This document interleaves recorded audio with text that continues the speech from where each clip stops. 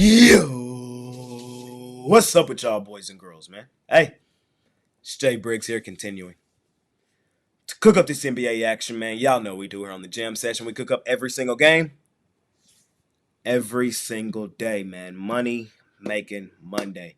First, I just want to say thank you to all of y'all that's been patient with me through this tough time, man. Unfortunately, man, my mentor, my friend, my boss, the GOAT, Mitch Wilson, passed away on Thanksgiving Day, man. It hit me tough, man. It hit me extremely tough. And it's still hitting me tough, man. But I want to thank all of you that have sent me the nice and kind messages.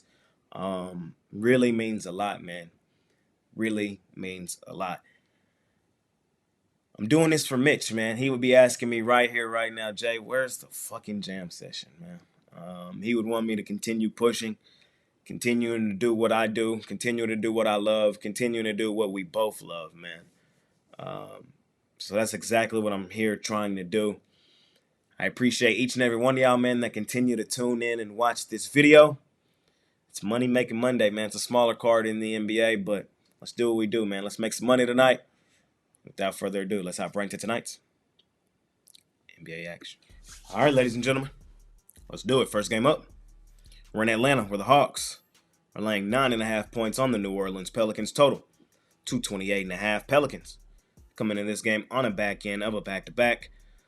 These boys got beat up yesterday on the road in New York. Really, they got taken behind the woodshed, 118-85. We've seen them go up against the Hawks once this season. That game was early November. Hawks went into New Orleans and busted them up 126-111. Atlanta, they're on a 3-game winning streak. They beat Cleveland back-to-back and then beat Charlotte. They failed to cover against Charlotte, but of course cashed outright money line both games against Cleveland. These are two teams on the D&B, man. Both teams are on the do not bet list. I don't trust either of them. Forced to play it, pick between two evils, I would take the Pelicans. I'm going to be 1,000. I took the Pelicans in the first game, felt like an idiot. I'm probably not betting this game tonight. Just calling a spade a spade. Pelicans, the reason I lean in their direction, I just don't trust the Hawks as extended favorites. Underdogs against good teams, maybe those are the spots we can start to now look at Atlanta. But laying extended points on teams, hell no, I can't do it. Won't do it. Y'all know my feelings on the Atlanta Hawks. Pelicans are a bad basketball team. Let's call a spade, man. They are a bad basketball team. Health has really been the thing that's plagued them all season long.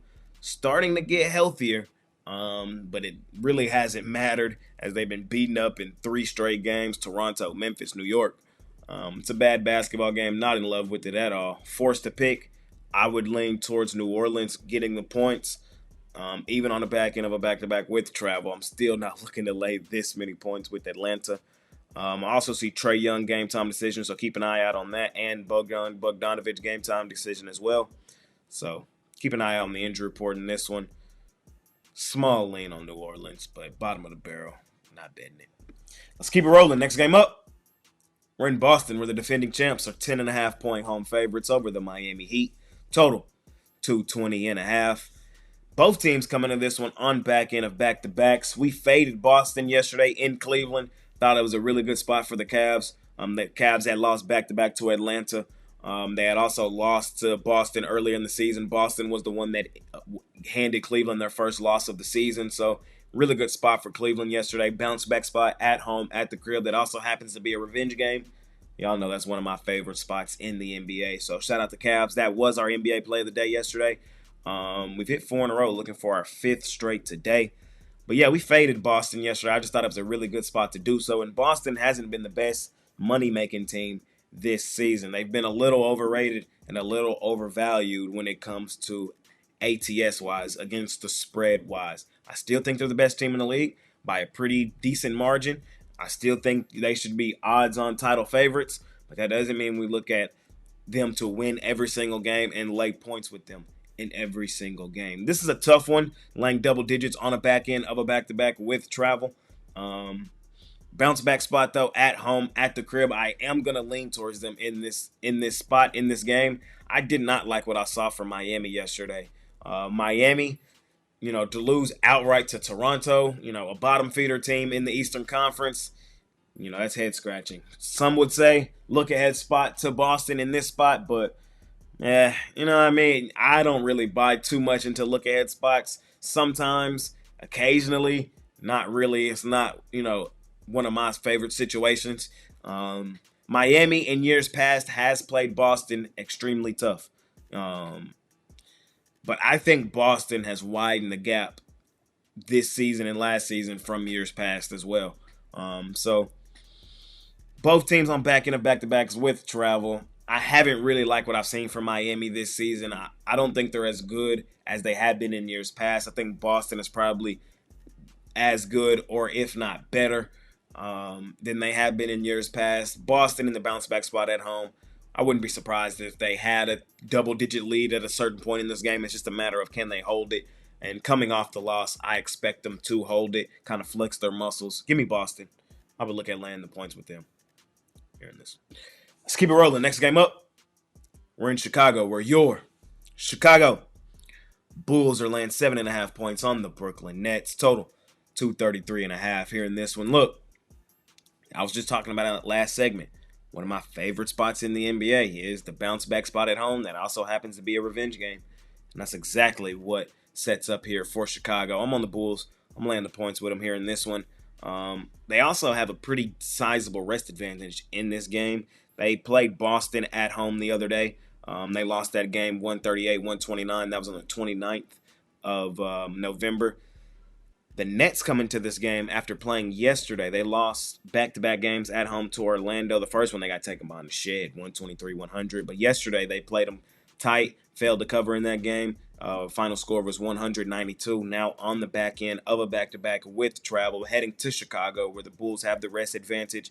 And it's a revenge game and a bounce-back game for Chicago. I think it's just a bad spot for Brooklyn. Brooklyn has been a really good ATS team this season, but they're still banged up. I see a lot of guys on this injury report as GTD, Sharp, Ben Simmons, Cameron Johnson, Zaire Williams, Dorian Finney-Smith. All these guys are game-time decision. A couple other guys might pipe up because they're on a back end of a back-to-back. So, I record this video early in the morning, so I'm on Chicago. Won't overcomplicate it. It is a pretty big number to be laying with the Bulls. But I think it's for good reason. Give me Chicago. I'm going to lay it here in this one. In our last and final game of the night, we got the Los Angeles Lakers out on the road facing the Minnesota Timberwolves, a.k.a. the House of Disappointment. Man, the House of Disappointment are laying 7.5 points here in this one. I'm on the Los Angeles Lakers plus the points, and I also want to sprinkle outright on the money line. I really don't understand this line, and I don't want to overcomplicate it. The Timberwolves, in my opinion, are not a good basketball team right now. They're a losing basketball team. They're 9-10, and we already know, ATS-wise, they're the House of Disappointment. We like fading them anyway, especially when they're laying extended numbers like they are now. When the Timberwolves have expectations like they did coming into the season, that's exactly when they let you down. We knew that the last couple seasons. They didn't just earn this nickname, the House of Disappointment. We gave this to them years ago because this is just who they are. I think the Lakers have a legitimate chance to come here and win this game outright. The one thing I am kind of concerned about a little bit is the injury report for the Lakers. Keep an eye on it today. Right now, currently, Cam Reddish is out, Austin Reeves is out, and D'Angelo Russell is out. I don't see LeBron or Anthony Davis on that list. And if them two are playing, the Lakers have a legitimate chance to come in here and win this game outright. Just based on the eye test, the Lakers have been the better team all season long. And low-key recently. I know they've been beaten up by good teams recently. The Thunder beat them up. The Suns beat them up. The Nuggets beat them up. But they also, in that same span, won the games that were winnable. The games they were supposed to win, is what I should say. San Antonio, Utah. I think they got a legitimate chance to come in and win this one outright, too. It's not like the Timberwolves are playing well. They've lost 4 of their last 5. Lost on the road to Toronto. They did play Boston tough on the road, but still amounted to an L. Did play Houston tough on the road, but still amounted to an L. Played Sacramento tough at home. I mean, not tough. They got beat up at home by Sacramento, lost by 11. They did beat the Clippers in their last game, 93-92, but that still doesn't warrant me laying this many points in this style game. This team now has Julius Randle on the team, and he is a player that, in my opinion, does not breed winning. He's not a lay point style player, and he's kind of thrown off the rhythm here of the Timberwolves, and the Timberwolves had expectations, so that threw them off anyway. So I'm on the Lakers. That's how I see this game. This is a revenge game at home at the crib for Minnesota. But because they beat the Clippers in their last game, it's not a bounce back revenge game at home at the crib. We love the bounce back revenge game at home.